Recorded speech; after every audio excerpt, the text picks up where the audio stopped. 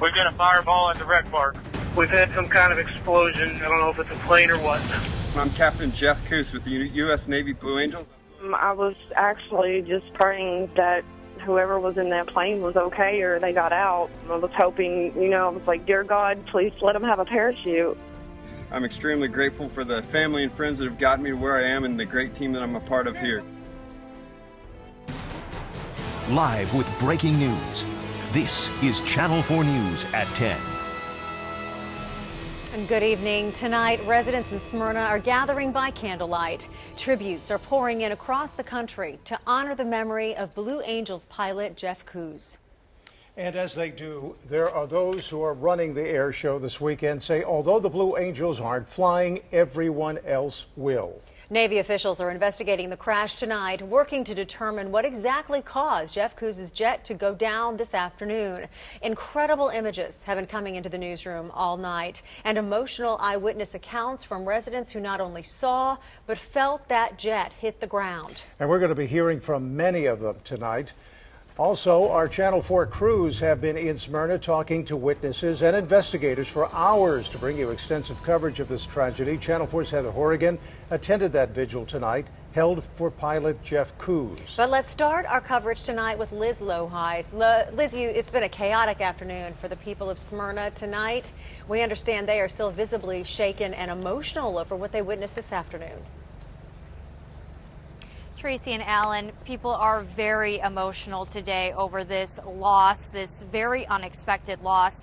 I am live at the Smyrna airport, just 2 miles away from where Coos' jet went down. Now, we're going to get to more of that in a minute, but I do want to let you know all roads around the airport are back open. Parts of Sam Davis Road were closed earlier today, but they have since been reopened. Meanwhile, this crash is all anybody here in Smyrna can talk about. They say it's going to be hard to get the images and sounds out of their heads. I think I could describe it as like a huge crash of thunder, but it felt like electricity in the air. Most felt it before they saw it. The whole house shook tremendously like an earthquake. I lost my balance and I fell. Cecilia Shaker lives in the Fairway Apartments on Weekly Lane, just yards from where the plane went down around 3 o'clock. Seen a big cloud of smoke and you could see flames and feel the heat. Dozens crowded around the scene. I see a fireball and black smoke everywhere. Waiting for news, hoping for the best, but expecting the worst. I feel bad for the family. And in my heart, I'm going to say an extra prayer for him tonight and for his family. And God bless them. God bless them. I'm sorry. Smyrna police and fire were first to respond to the scene. But now it's a federal investigation. When you're standing here, you get a knot in your stomach knowing that somebody lost their life. And this morning, I work in downtown Nashville, and I just stood there and seen the Blue Angels fly over. And then 9 hours later, I'm standing here because one of them tragically lost their life. Again, it's too early to determine what exactly caused the crash. Navy officials tonight are calling it a mishap. But one thing is for sure, the people here in Smyrna are going to be deeply impacted by this event today for years to come. Reporting live in Smyrna, Liz Loheis, Channel 4 News. Liz, thank you. The pilot, Jeff Coos, was a native of Durango, Colorado. He was commissioned as a second lieutenant in the Marines back in 2006. Coos had previously served in Afghanistan before joining the Blue Angels, and tonight, residents in Smyrna came together to honor the Marine captain. Channel 4's Heather Horrigan joins us live with more on that part of the story. Heather. Yeah, Alan, this is what is left from the vigil tonight. Flags, candles, and flowers, all to honor Captain Jeff Coos. And the vigil was about an hour and a half ago. Hundreds of people gathered here in this park, which is just across the street from the Smyrna airport. They gathered to honor the fallen Blue Angel. The vigil started with a prayer and then 6 minutes of silence since Coos was the pilot of Jet 6. Now, those here tonight were still distraught and in disbelief over what they witnessed today. Sorry for the families and, of course, for the person and for the whole team because they're like a family. But the gentleman passed away doing what he loves, and very few people get the opportunity to even do what they love.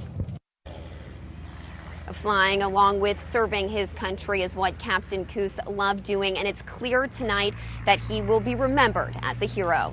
God bless America.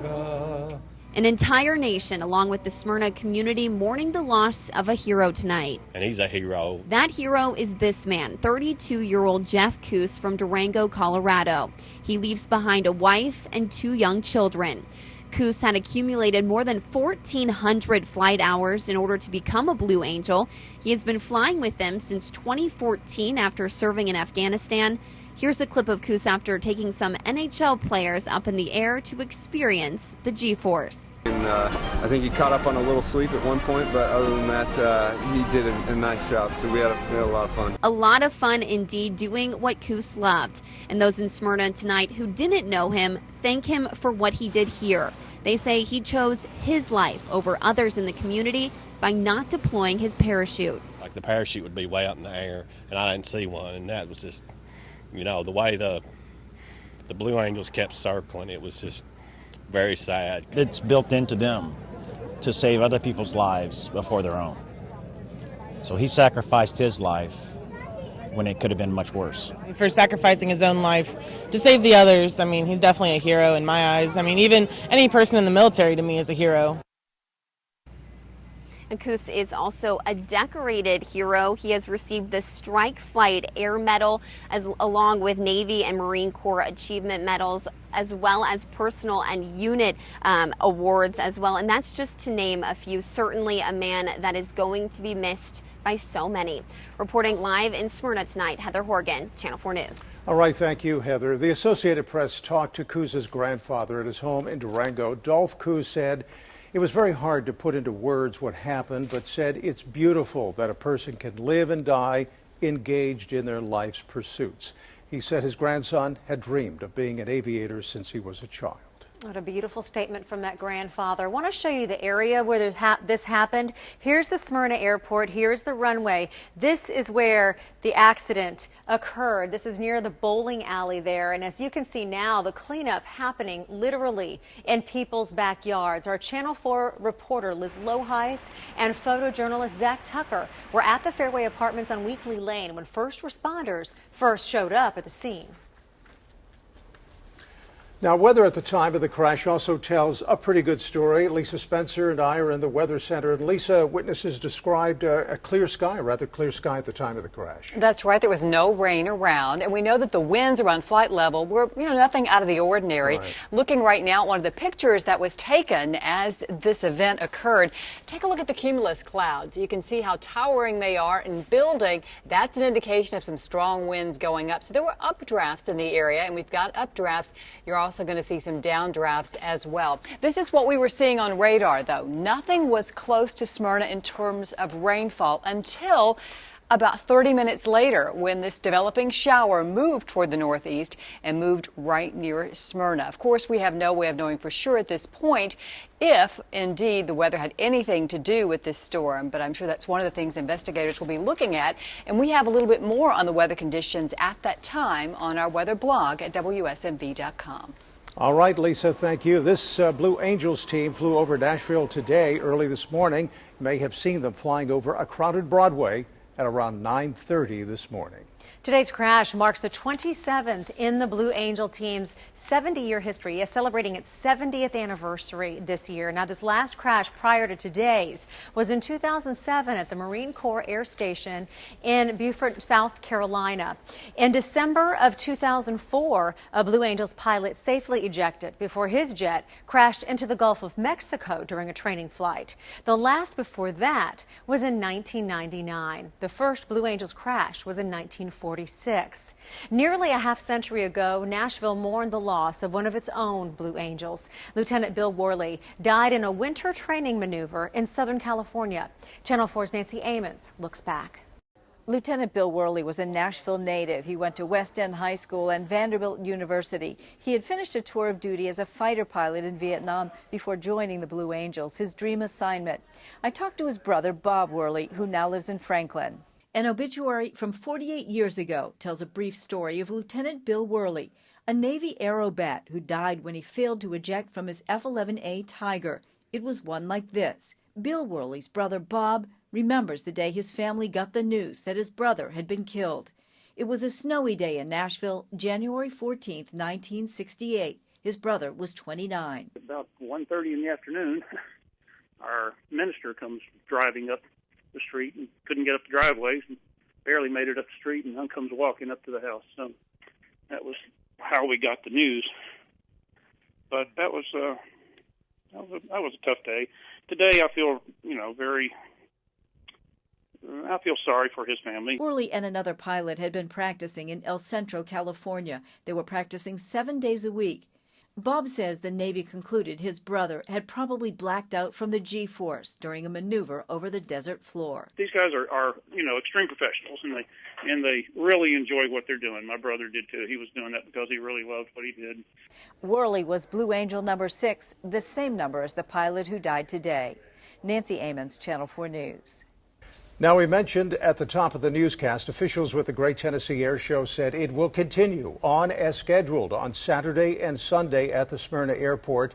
We know the Blue Angels will not be flying. And back here in Nashville, Mayor Megan Barry has now ordered the Metro Courthouse and Korean Veterans Memorial Bridge to be lit yellow and blue tomorrow night in honor, of course, of Marine Captain Jeff Coos. And Channel 4 has been on the air for about 4 hours this afternoon as this crash began to unfold. And you can find all of our coverage on our website, WSMV.com. Check out pictures from our viewers and video from when the Blue Angels flew over downtown Nashville this morning. And as we learn new developments in this deadly Blue Angels crash, we will continue to bring you updates on air, on our Channel 4 app, and again on our website, WSMV.com. It was a routine stop for a Metro undercover officer, but it's what happened during that stop that sent him to the hospital. And they seem to be on every corner. Critics say preying on the desperate. The possible new rules protecting borrowers here in Tennessee from going into debt.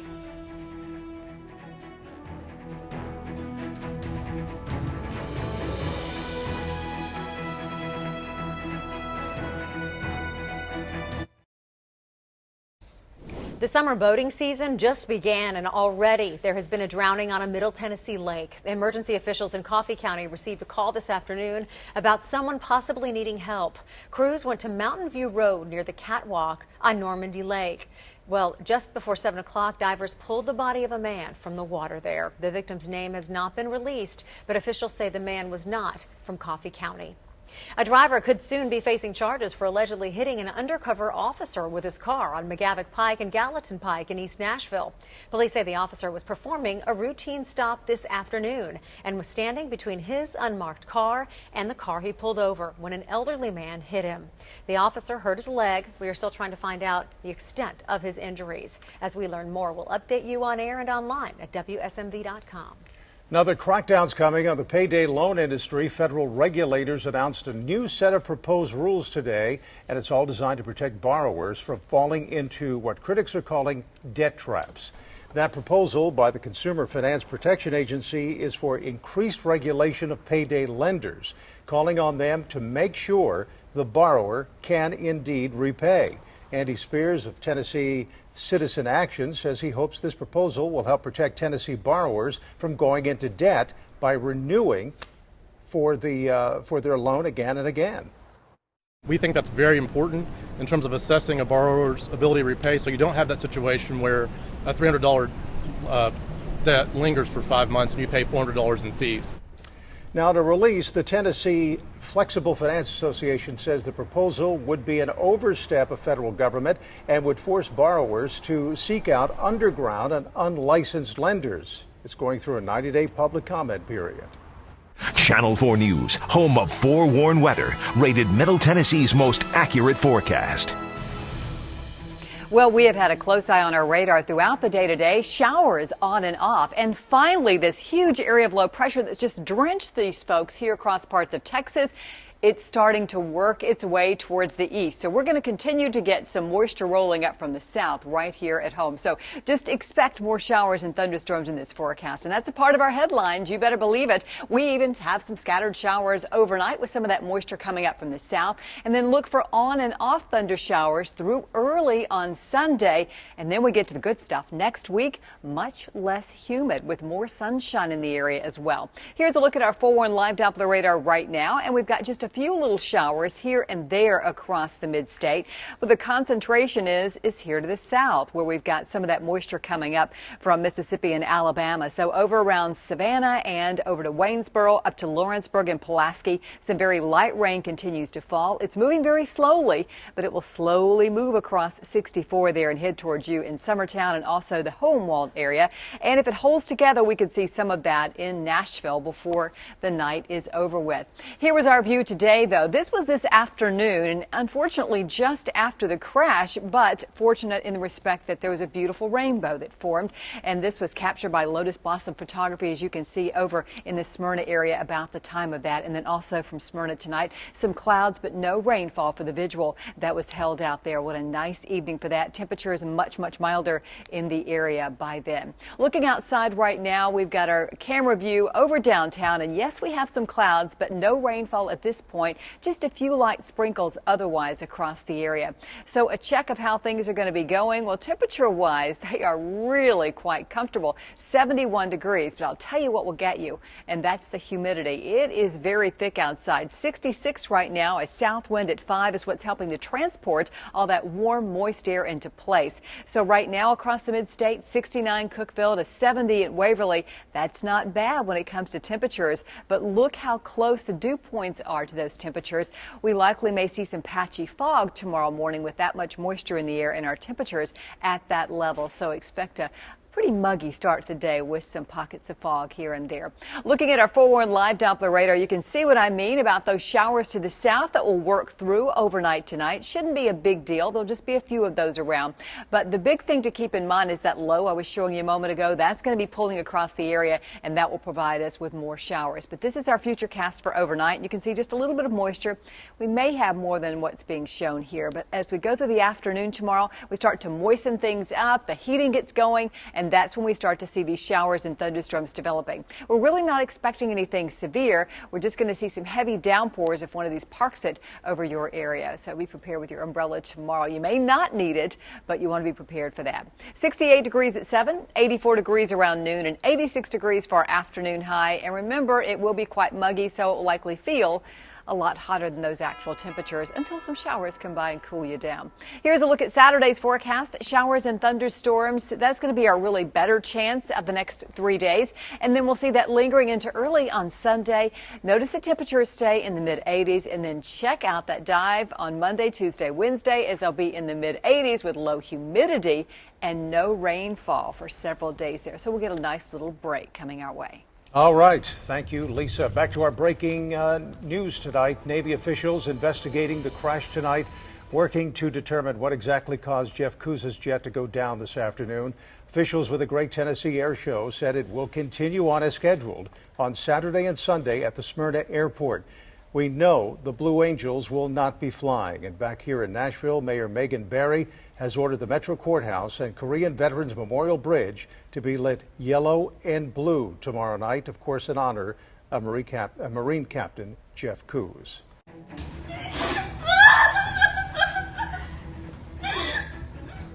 Coming up, why a surprise doll for one little girl got this reaction. Tell him thank you. Thank you for making it all like me.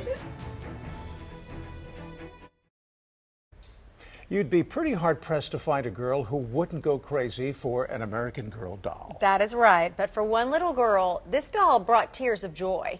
This is Emma Bennett. She wasn't expecting an American Girl doll, but that wasn't the real surprise. Emma has a prosthetic leg, so her parents reached out to a Step Ahead Prosthetics to help make her doll just like her. Watch. You gotta be kidding me. No!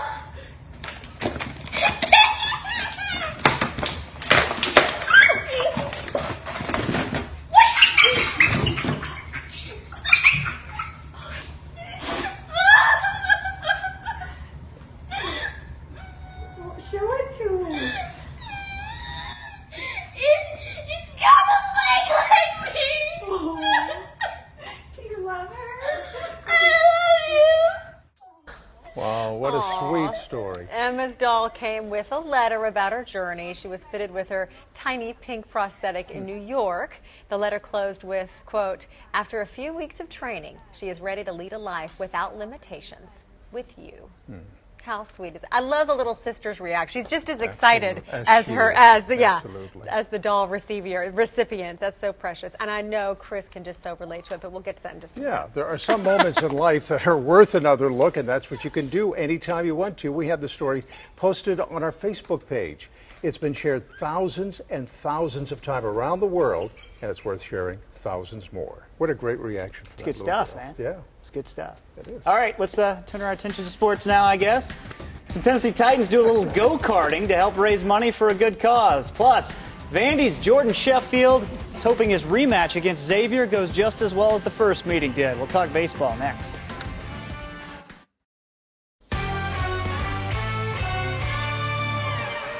The last time Vanderbilt actually lost an NCAA baseball regional at home was the very first time they hosted an NCAA baseball regional. It's 2007. The program has grown up just a bit since then, hasn't it? They know how to win here. Heck, they've won their last 5 regionals at Hawkins Field. So as we watch them prepare today, you see the confidence based on the work. The team's in its 11th straight NCAA tournament. They understand what it takes.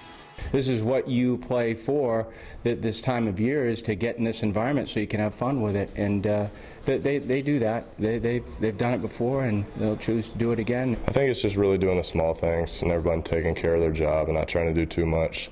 Just really, do what you do.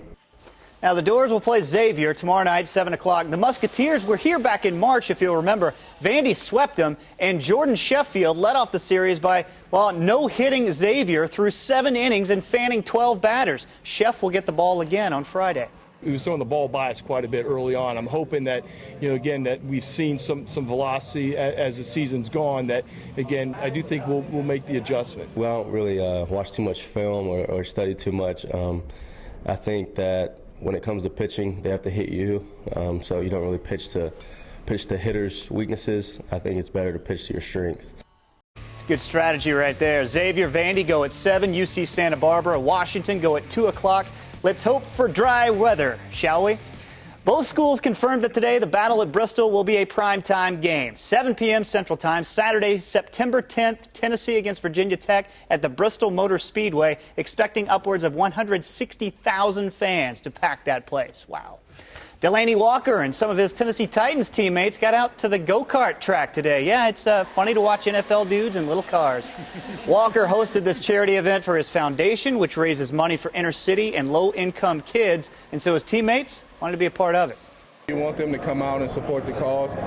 We all play for the same city, so them coming out shows that we do care about the city. Definitely. That's something that we're trying to make sure we build around here is team chemistry, and that's everybody coming out and showing support whenever we can. If there's any type of event, we're going to try to show up. Big dudes in little cars. It's always a good time. Always excited. For the latest on today's Blue Angels jet crash, make sure you tune into Channel 4 News starting at 4 a.m. Rudy and Holly will bring you any overnight developments. And, of course, you can also stay up to date on our website, WSMV.com, 24/7.